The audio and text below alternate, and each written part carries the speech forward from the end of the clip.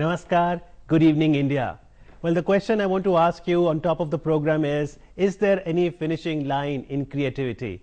Well, we'll be joined by a guest in the second half of the program whose answer is that creativity is perennial. It comes from within. Therefore, creativity knows no bounds. He is a lyricist, he is a poet, he is a very artistic person. His new album is going to come. Creativity तो है ही इनमें. साथ ही आपको बताएं कि आप civil servant भी हैं. आपने सिविल सर्विसेज क्वालिफाई किया 1984 में. आपसे बातचीत करेंगे कार्यक्रम के दूसरे भाग में संदीप साइलस के साथ. लेकिन उससे पहले एक और सवाल पूछते हैं आपसे. ज्योग्राफी के जब हम स्टूडेंट थे 7वीं 8वीं 9वीं में एक क्वेश्चन जरूर आता था एग्जाम में, distinguish between weather and climate. 2 marks का, कम से कम 2 पॉइंट बनाने होते थे. तो एक पॉइंट तो हम ये बनाते थे कि weather is day to day temperature और क्लाइमेट जो है वो लॉन्ग टर्म है. दूसरा हम ये बना लेते हैं कि वेदर जो है उसमें फ्लक्चुएशंस काफी रहती हैं और क्लाइमेट की जो फ्लक्चुएशंस है वो बड़ी स्लो होती हैं.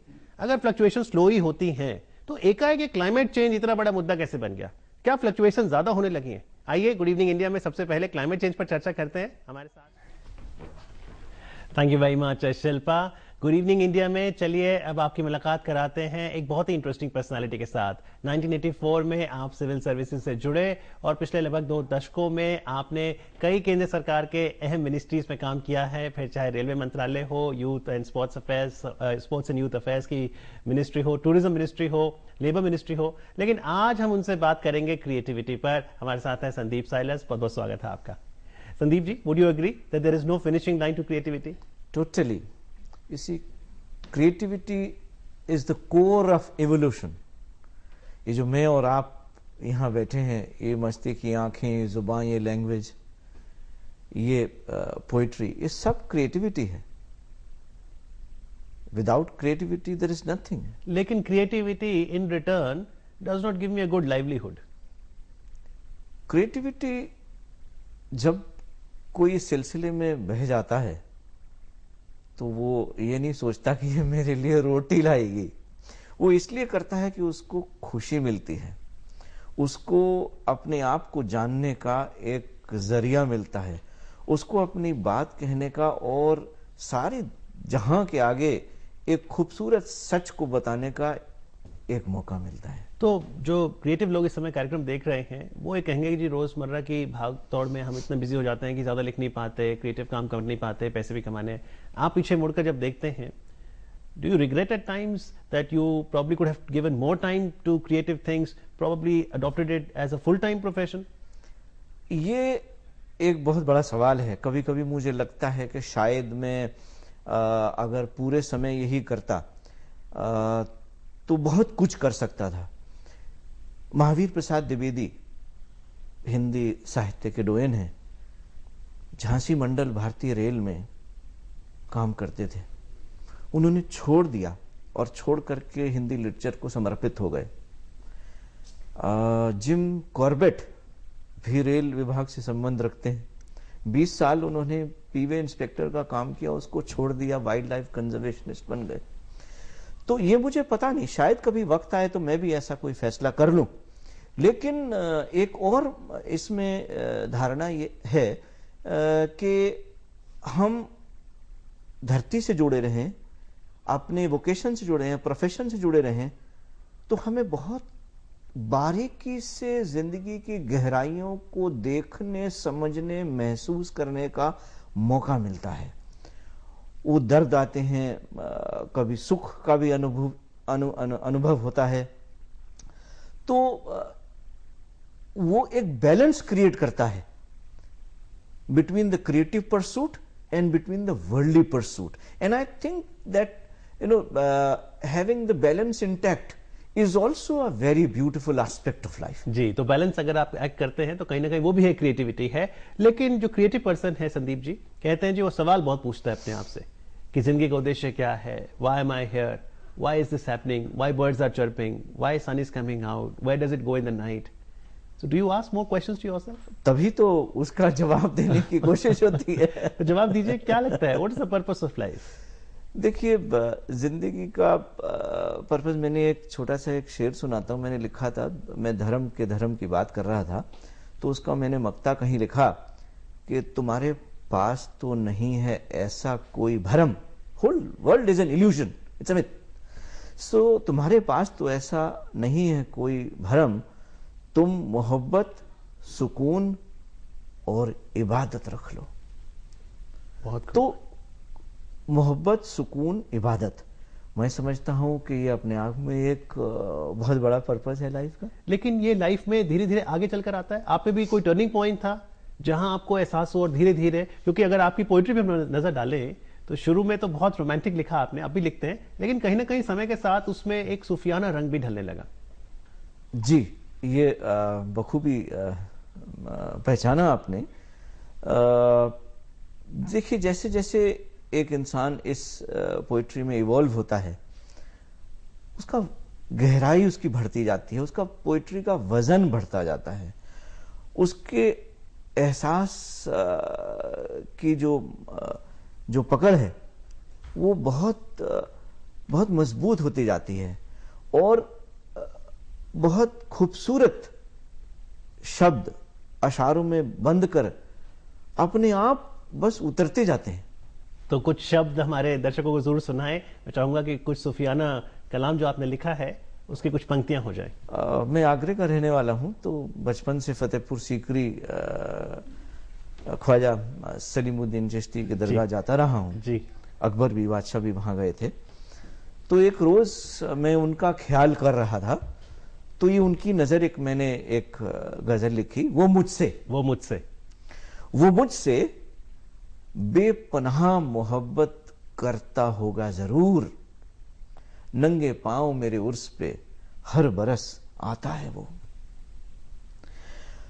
उसमें बसती होगी मेरी जान कभी जरूर, अपनी आंखों से मोती नजर कर जाता है वो, एक तो प्यार उस पे चादर फिर शीस, मुझे फिर से इंसान बना जाता है वो। बहुत खूब। यूं तो 4 रुबाइयां गाता है वो मजार पे, अपनी आवाज से मुझे पीर बना जाता है वो। बहुत खूब। यहां जब भी आया मुझे और रुलाता है वो, सामने बैठ मुझे याद किए जाता है वो। बहुत खूब। तपते हो पत्थर या रात नहाई हो चांदनी, शबनम की बूंद सा गुल पर नजर आता है वो। बहुत खूब संदीप साहब।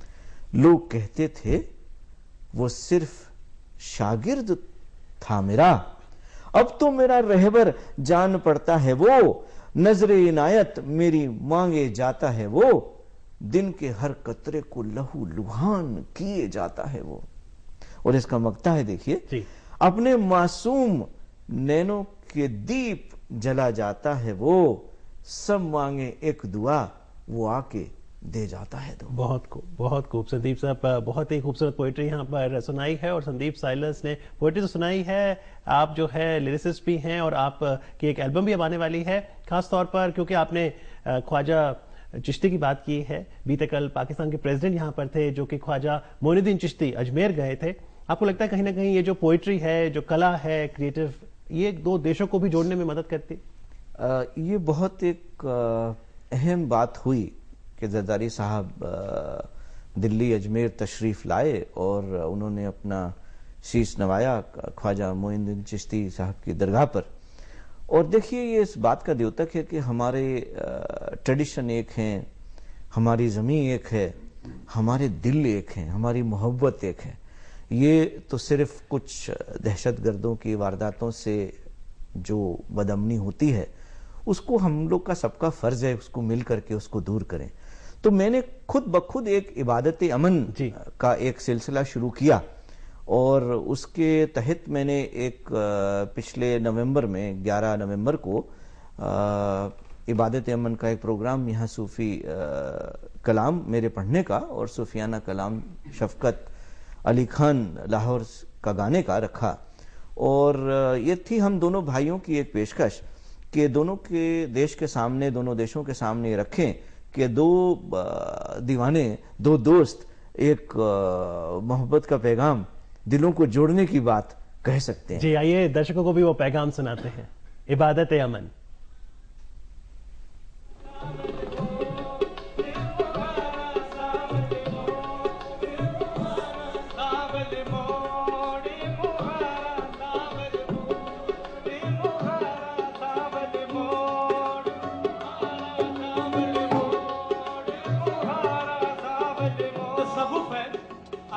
जहन कहीं भी जा सकता है, अल्लाह की तरफ, अपने महबूब की तरफ, अपने प्यार की तरफ, अपने प्यारों की तरफ।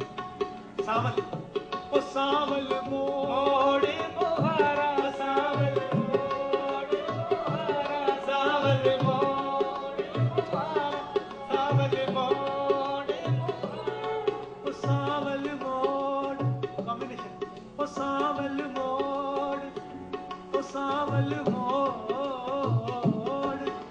ओ सावल मोड़, ओ सावल मोड़, ओ सावल मोड़े मोहारा, सावल मोड़े मोहारा, ओ सावल मोड़ मोहारा, ओ सावल मोड़े मोहारा। जैसे गिरद गानी होती है, किसी को बुलवाना है तो बाजिद हो जाना, तो सुर में बाजिद होना अच्छा है। सावल मोड़, सावल मोड़, ओ सावल मोड़, ओ सावल मोड़, सावल मोड़, सावल मोड़, सोना सावल मोड़, सोना सावल मोड़, सोना सावल मोड़,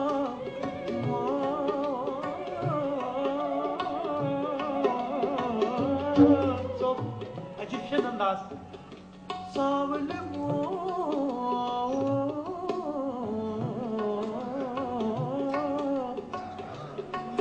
सावल मोड़। देश कोई भी हो, सावन एक ही होता है।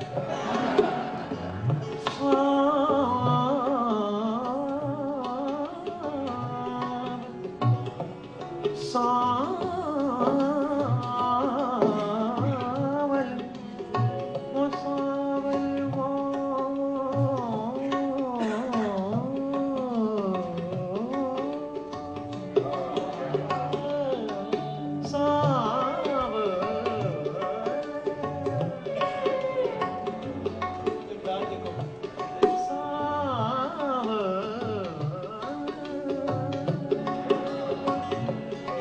पंजाब का जो अंदाज है, सावल,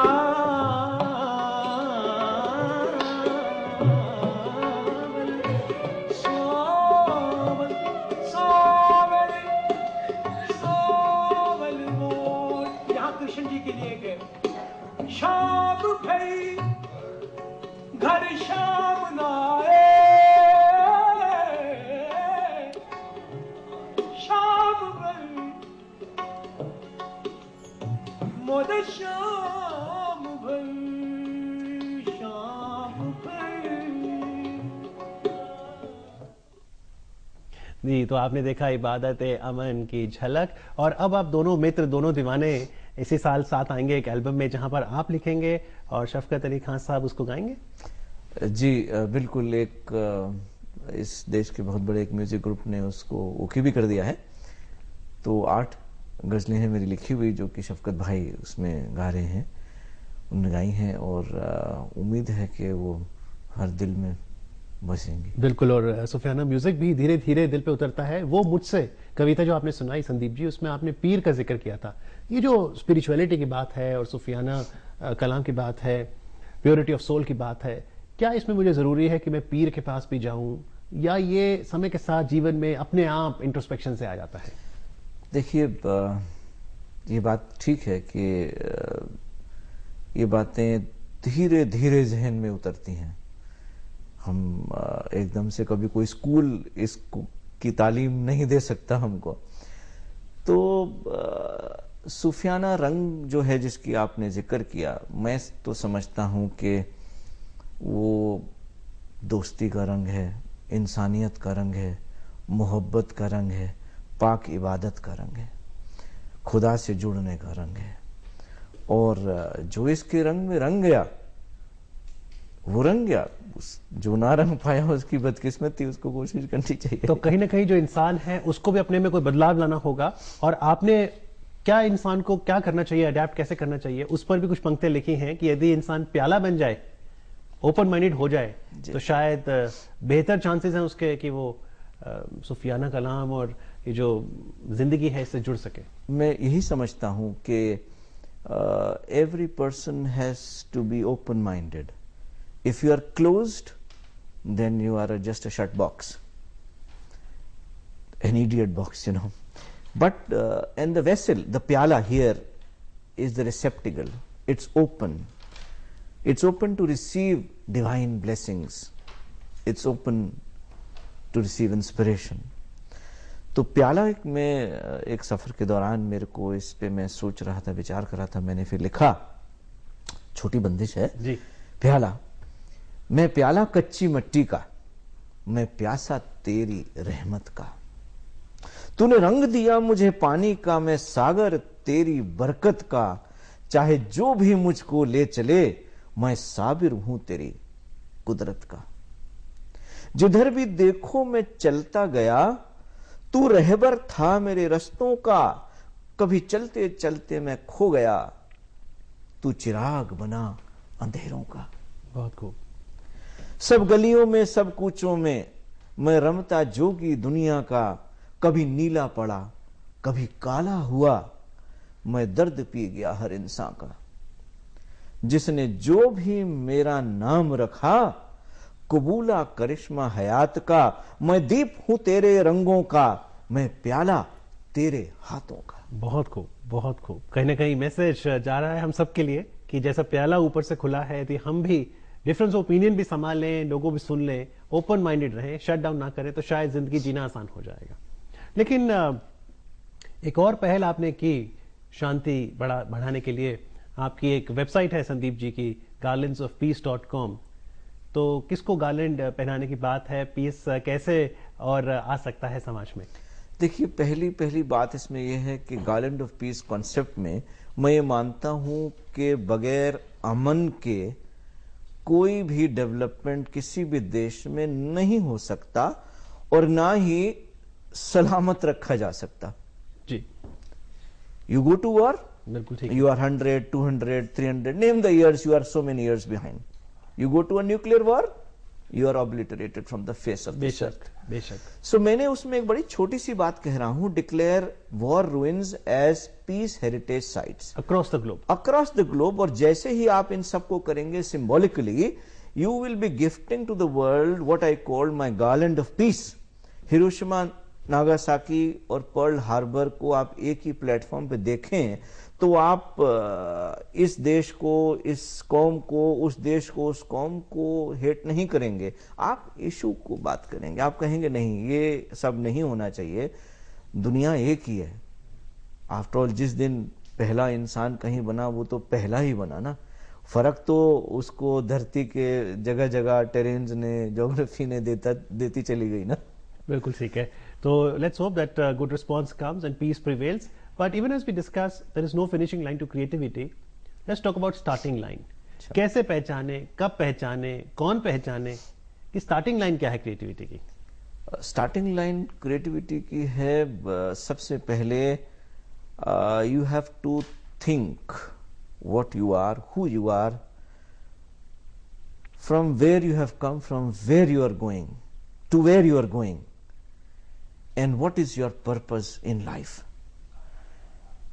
सोक्रेटिस को एस्क्राइब करते हैं हम 3 बहुत खूबसूरत शब्द, जिसमें पूरी फिलॉसफी है, नो दाई सेल्फ।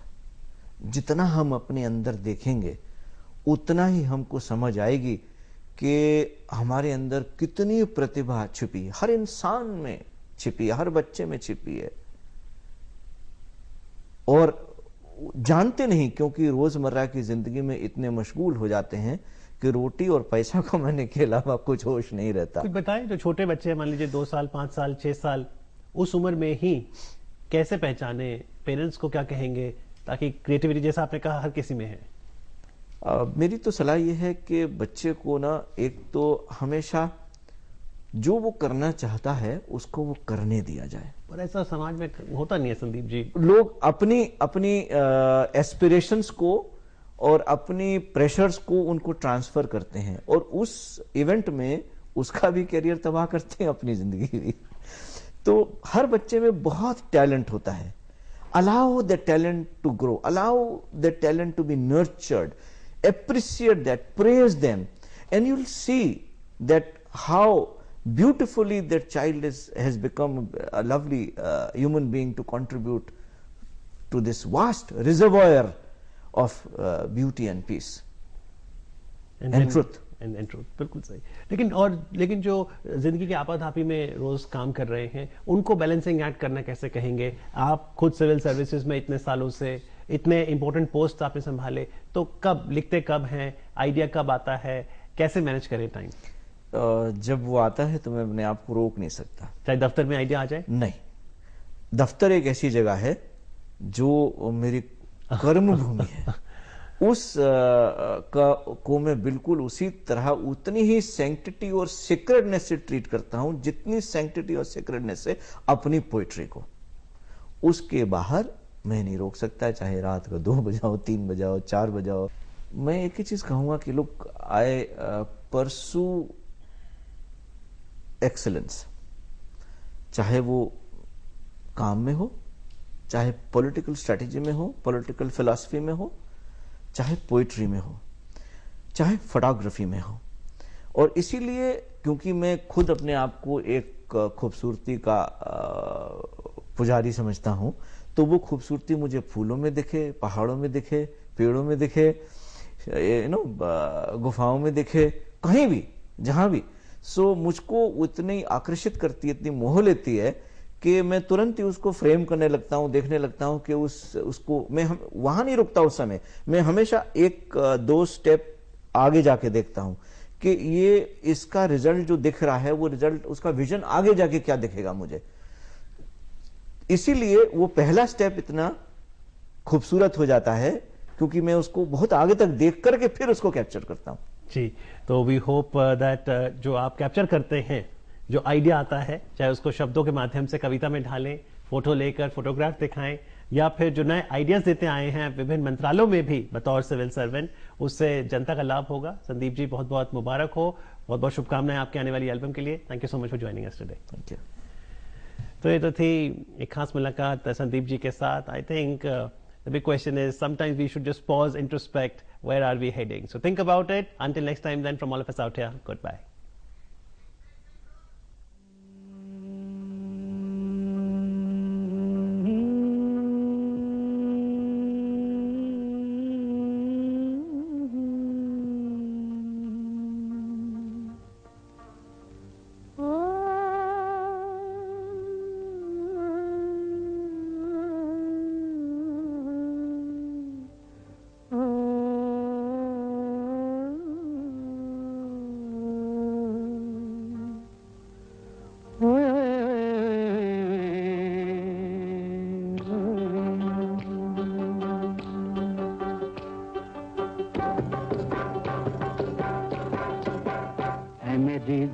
जबी तुझे मालूम नहीं, तू अभी तक है हंसी और मैं जवान, तुझ पे कुर्बान मेरी जान, मेरी जान। ऐ मेरी ज़ोहरा जबी तुझे मालूम नहीं, तू अभी तक है हंसी और मैं जवान, तुझ पे कुर्बान मेरी जान, मेरी जान।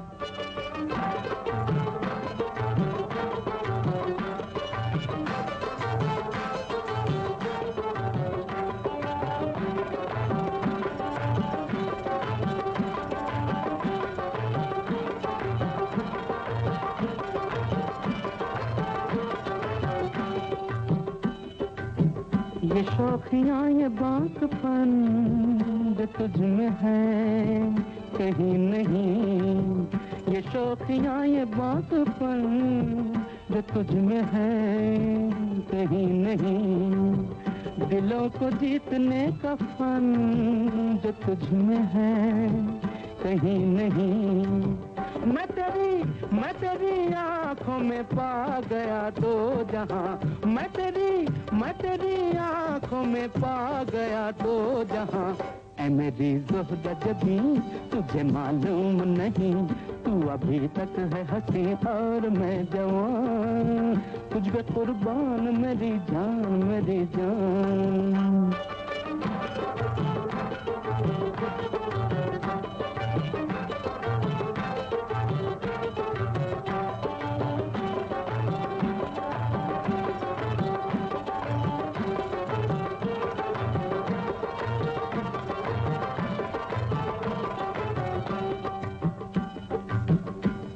मीठे बोल जाने मन, जो मुस्कुरा के बोल दे, तू मीठे बोल जाने मन, जो मुस्कुरा के बोल दे, तो धड़कनों में आज भी शराबी रंग घोल दे।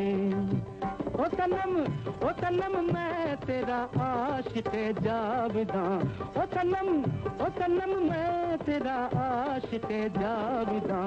ऐ मेरी ज़ोहरा जबीं तुझे मालूम नहीं, तू अभी तक है हसीं। जी 3 मिनट पहले आपको गुड बाय कहा था, ये कहकर कि until we meet you again, और देखिए 3 मिनट बाद आपसे फिर मुलाकात हो गई। यही जिंदगी है। उम्मीद है कि आप इंट्रोस्पेक्ट कर रहे हैं, और जब आप इंट्रोस्पेक्ट कर रहे थे, बीच में हमने प्ले कर दिया गाना, वक्त फिल्म का था, बी आर चोपड़ा साहब की फिल्म थी, और बलराज साहनी साहब और बहुत खूबसूरत अशरफ सचदेव जी। तो आज के कार्यक्रम में बस इतना ही। अगली बार तक के लिए दीजिए इजाजत। नमस्कार।